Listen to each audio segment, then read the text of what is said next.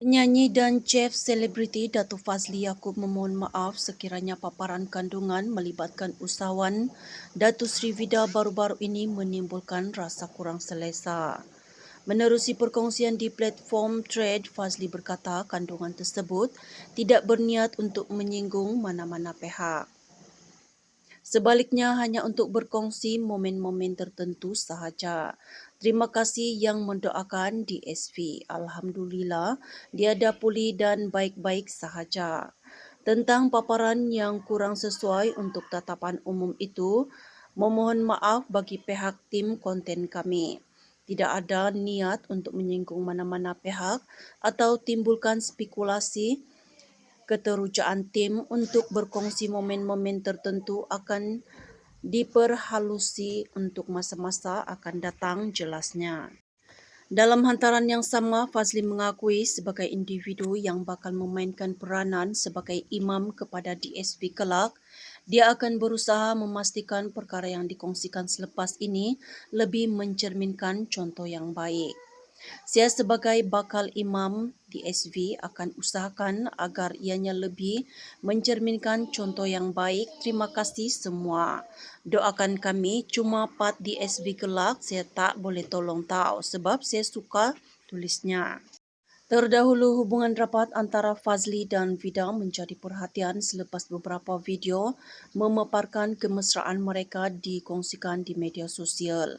Perkongsian berkenaan bagaimanapun mengundang teguran daripada segelintir netizen yang mempersoalkan batas pergaulan pasangan tersebut memandangkan masih belum ada pengumuman rasmi mengenai hubungan mereka. Bilik untuk kita buat syuting tau guys. Masa tu saya sampai dan Datuk Seri Vida kata saya dah terlambat ni. Saya tengah nak fikir macam mana saya nak cari orang yang boleh masak dan sebagainya. Saya kata ni dalam exchange of conversation lah. Dia kata, Datuk Seri, saya memang masak. Saya jaga restoran kat Singapura dan saya boleh buat ni buat itu, saya buat consultation. Datuk Seri Vida buat sayang kepada seseorang.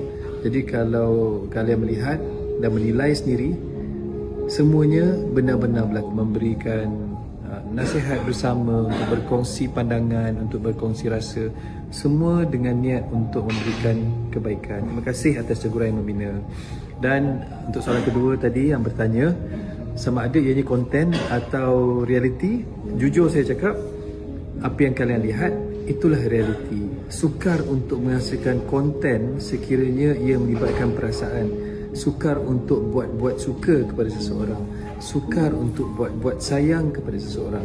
Jadi kalau kalian melihat dan menilai sendiri, semuanya benar-benar berlaku. Jadi terima kasih banyak.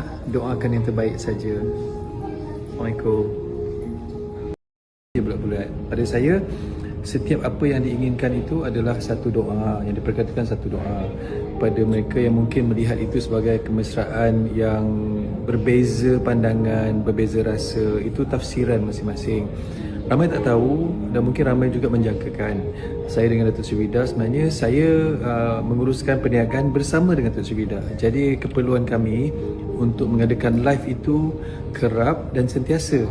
Dan kalau buat live sendiri memanglah keadaan tu agak rapat, tapi dalam keadaan kalian merasakan bahawa kami bersentuhan, sebenarnya tidak, sentiasa berlapik kulit dan sentiasa ada gap.